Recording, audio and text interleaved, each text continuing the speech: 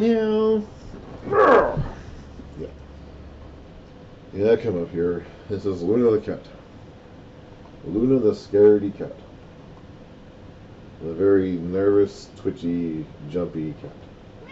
Yeah. I got you. I'm not letting you go anywhere. You're my prisoner. Say hi to the camera, Luna. Right there.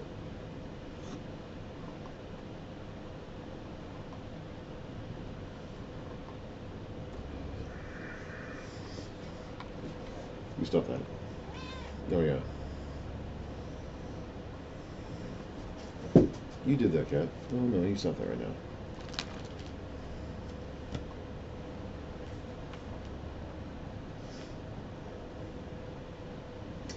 The Lord said to Moses,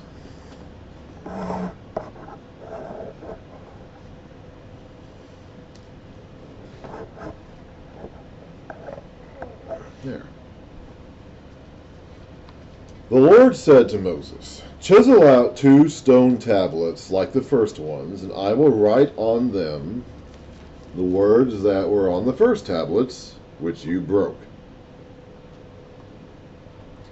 Be ready in the morning, and then come up on Mount Sinai, or Mount Horeb, 2 different names. I'm not sure why they go back and forth in the names. I really don't know. Someone smarter than I would have to explain to you why it's known as Sinai and Horeb.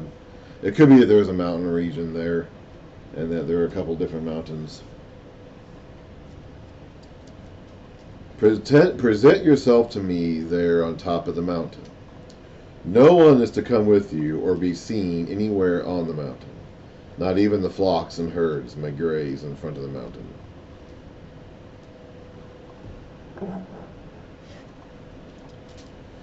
So Moses chiseled out 2 stone tablets like the first ones, and went up Mount Sinai early in the morning as the Lord had commanded him.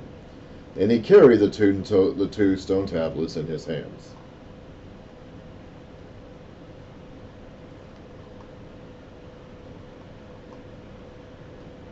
I have a cat on me. I have a cat on me. This cat is digging her claws into my flesh. This cat likes doing that sort of thing from time to time. Yeah, you do.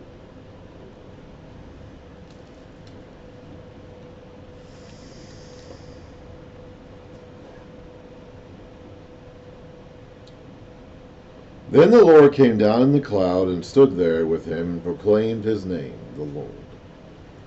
Jehovah, that's a capital L-O-R-D.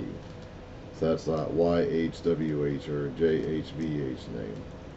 And he passed in front of Moses, proclaiming, the Lord, 2 in a row right there, the compassionate and gracious God, slow to anger, abounding in love and faithfulness, maintaining love to thousands, and forgiving wickedness, rebellion, and sin. Yet he does not leave the guilty unpunished. He punishes the children and their children for the sins of the fathers to the 3rd and 4th generations. This would be unconfessed sins. Sins that have never been dealt with, never have been atoned for. Moses bowed to the ground at once and worshipped. O Lord, if I have found favor in your eyes, he said, then let the Lord go with us. We still haven't settled the issue of the Lord going with them any longer. Although this is a stiff-necked people, forgive our wickedness and our sin, and take us as your inheritance. Then the Lord said, I am making a covenant with you. Before all your people I will do wonders never before done in any nation in all the world. The people you live among will see how awesome is the work that I, the Lord, will do for you. Obey what I command you today. I will drive out before you the Amorites, Canaanites, Hittites, Perizzites, Hivites, and Jebusites.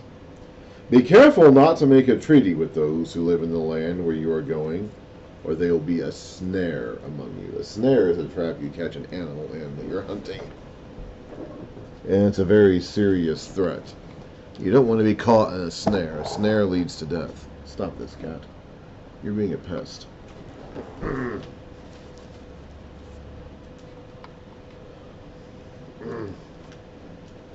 These people will ensnare the Israelites and lead them to their death.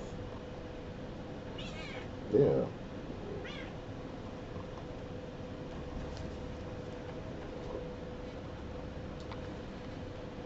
Break down their altars, smash their sacred stones, and cut down their Asherah poles.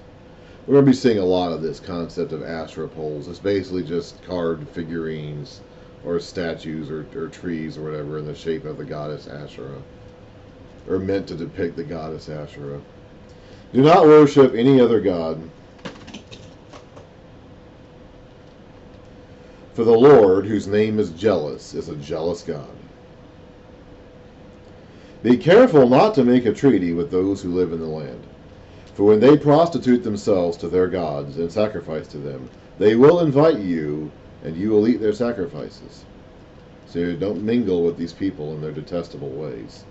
And when you choose some of their daughters as wives for your sons, and those daughters prostitute themselves to their gods, they will lead your sons to do the same. Go away, cat. Stop that right now. The word prostitution here is quite literal, because the way they worshipped, to a large degree, we read about this Asherah pole. This Asherah was a goddess, and her consort was Baal, a god. And you worshipped Baal.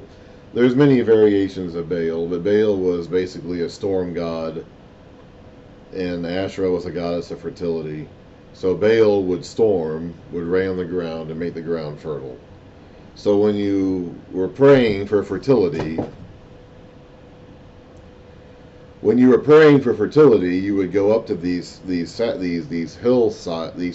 hilltop shrines, these shrines that are up on the hilltops, where there would be prostitutes there, both male and female, and you would worship Baal and Asherah by having sex with the prostitute. And that was the basis of their worship system.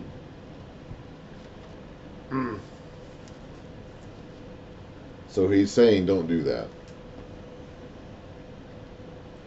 Do not make cast idols. We just did that with the golden calf. We're not supposed to do that again.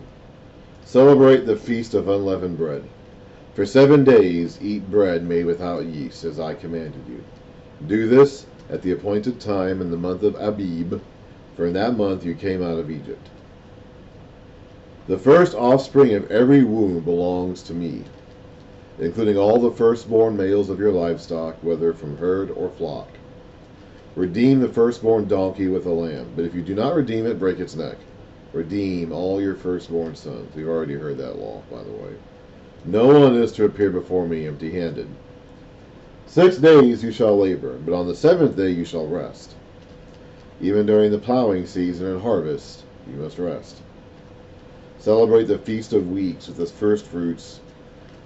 Celebrate the Feast of Weeks with the first fruits of the wheat harvest, and the Feast of Ingathering at the turn of the year, that is, in the fall. 3 times a year, all your men are to appear before the sovereign Lord, the God of Israel. That would be equivalent of their fighting forces. All your adult males would basically be your army.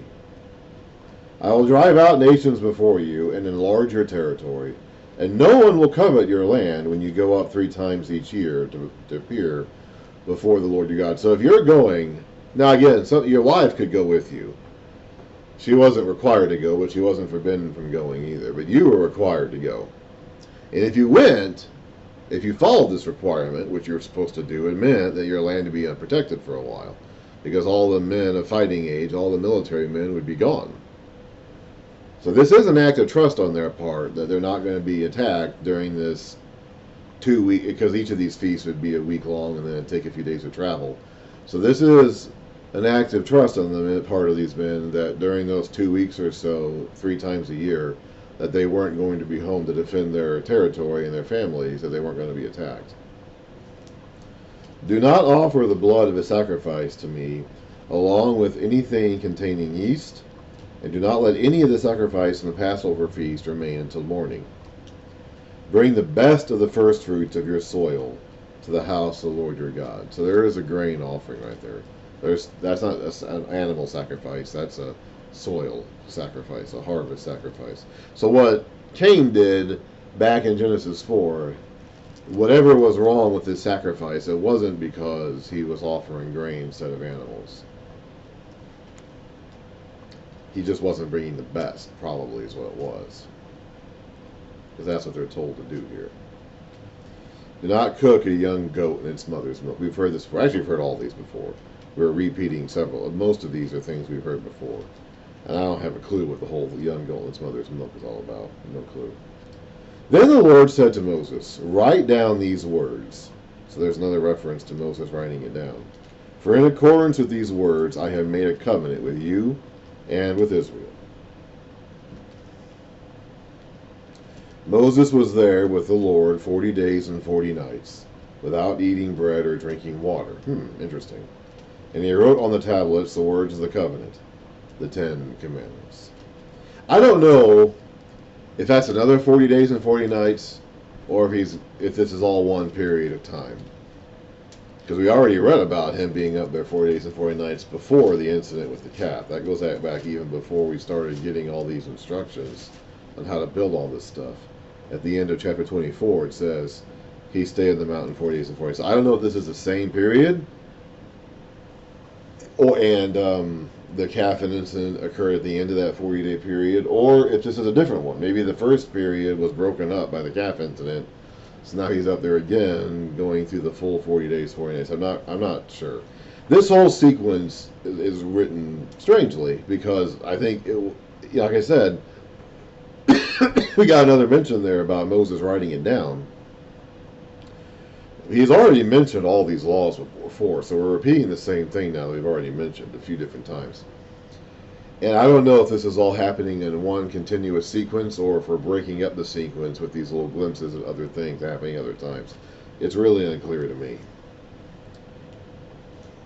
But this is all happening while they're at Horeb, or somehow. When Moses came down from Mount Sinai, so now he's finally done with that and coming down again, with the 2 tablets of the testimony in his hands, he was not aware that his face was radiant, because he had spoken with the Lord. So he doesn't have a mirror, so he doesn't know what he looks like, I guess. When Aaron and all the Israelites saw Moses, his face was radiant, and they were afraid to come near him. He was glowing somehow. But Moses called to them, so Aaron and all the leaders of the community came back to him, and he spoke to them. Afterward, all the Israelites came near him, not just the leaders, all of them, and he gave them all the commands the Lord had given him on Mount Sinai. When Moses finished speaking to them, he put a veil over his face. But whenever he entered the Lord's presence to speak with him, he removed the veil until he came out.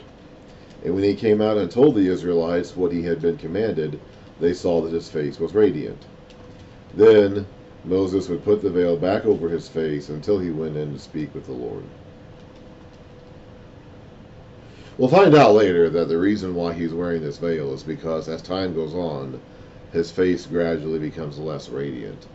And so the sign of the face becoming less radiant is discouraging to the Israelites. So to keep them from having to see that, he simply covers his face. We don't read too many times about men wearing veils. Usually women wear veils. Women cover their faces somehow.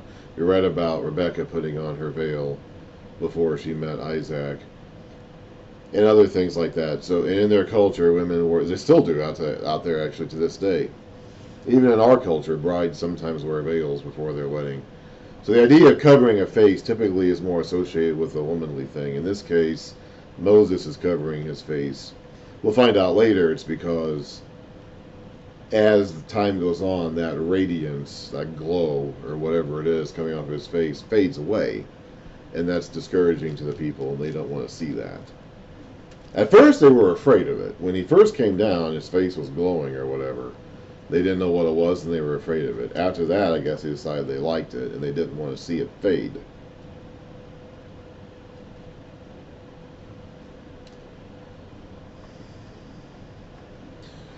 Okay.